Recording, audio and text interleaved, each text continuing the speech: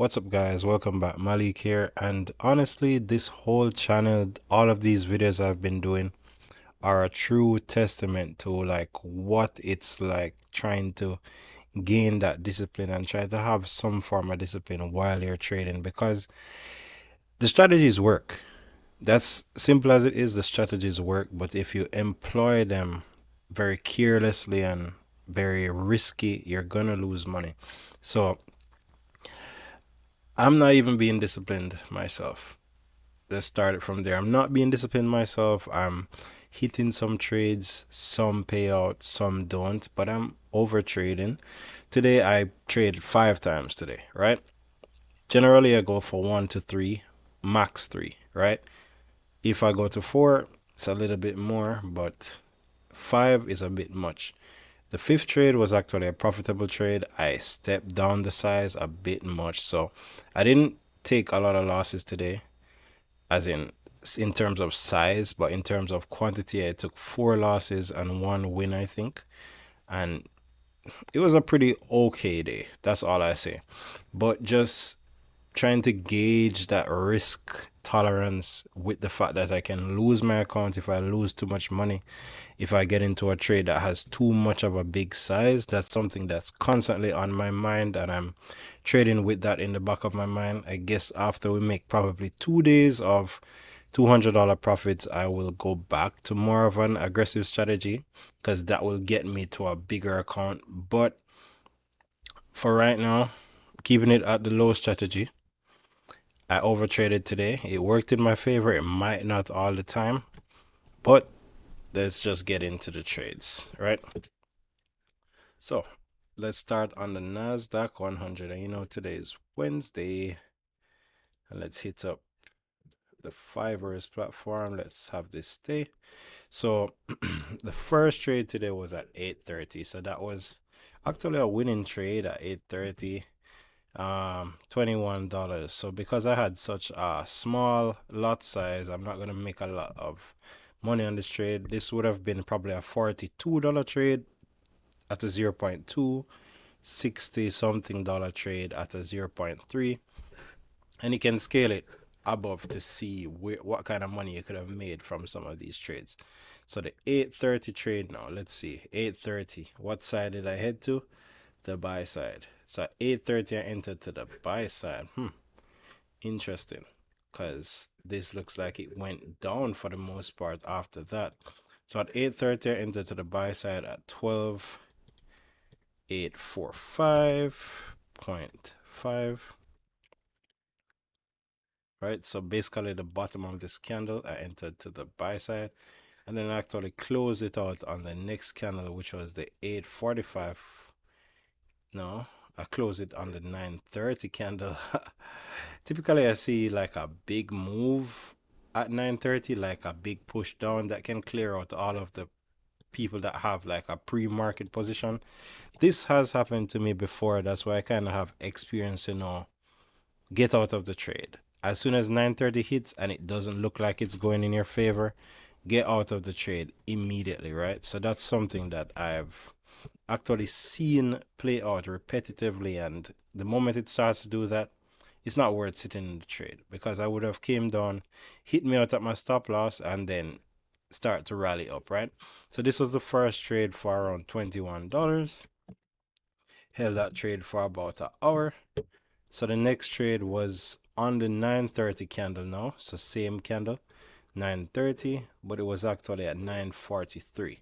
Right, so on the 9:30 candle, I entered to the sell side at 12,830.6. So this is following my strategy. I'm seeing a bearish engulfing candle. I'm seeing weakness in the MACD. Let me take it more to the downside. But the next candle completely reversed me. And I'm pretty sure that's where I got stopped out. So on the 9:45 candle, you'll see it here. All I do is -3 from these times to know the exact time that I entered the trade on Eastern Standard Time, right? So the second trade now was I got stopped out at 12,860 flat, 12,860 flat, and I'm thinking that's where I had my stop loss, around half of this candle. So I didn't want to take so much of a loss just to enter this trade. So the max risk on this trade was 30. The max profit would be whatever the market fell down to, right? You can see $100 move on this like gradually. So during the entire day, you might see $100 grind down. That would have been something I'd like to take. Risk 30, make 100.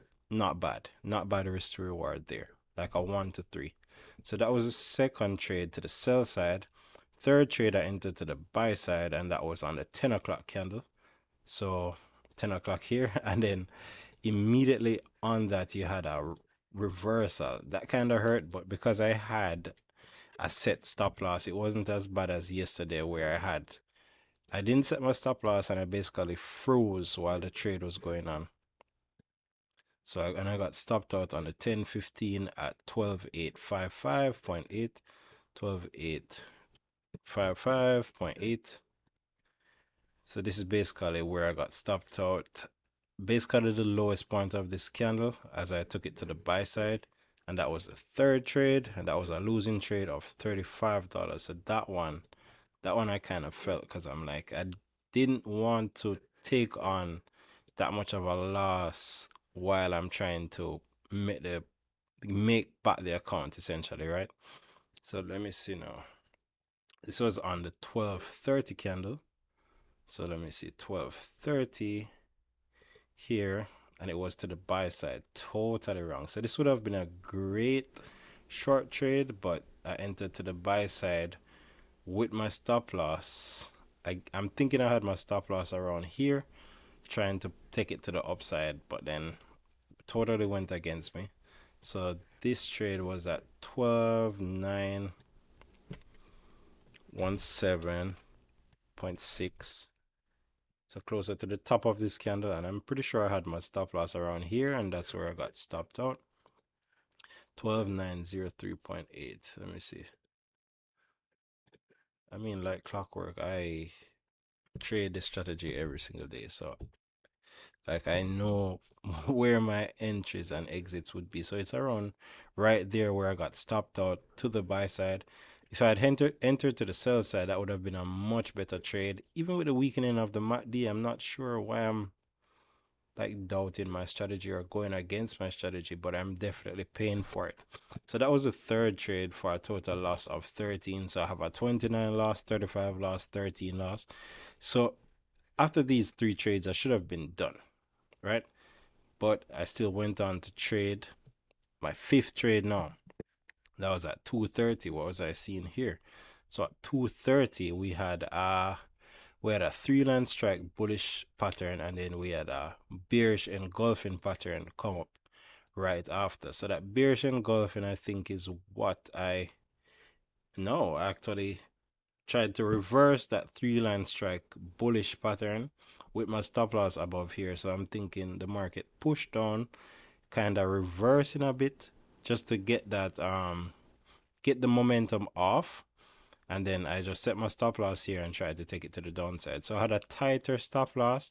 As you can see, the market didn't wick up or anything, so it kind of just pushed back down gracefully after that, and I was able to take some profits. So I entered on this candle at the very last of this candle at 12,845.9, right? Very top of this candle to the sell side, and then I closed it out at 3:30 now. 3:30. And that was at 12,818.7 for a total profit of 27.2.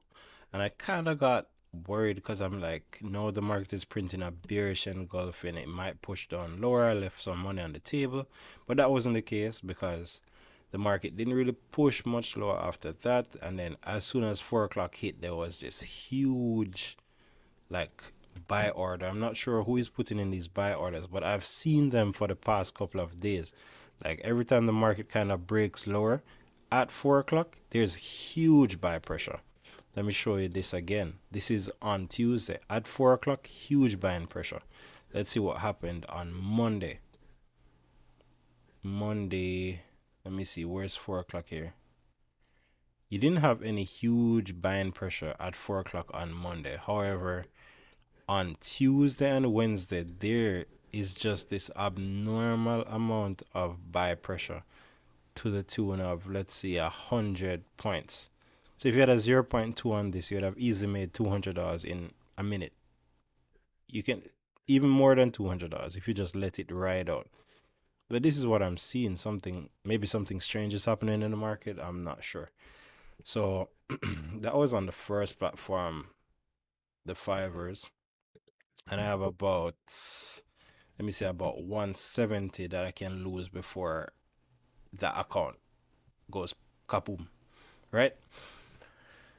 That won't happen. I'll keep the risk low, keep the trades low, and just get it back up. But it's just something to bear in mind while trading, right? So this platform now is the QQQ, and I only made one trade on the trader pool. Not so interested in this account as much, more focused on the other account as it's in like a tighter position.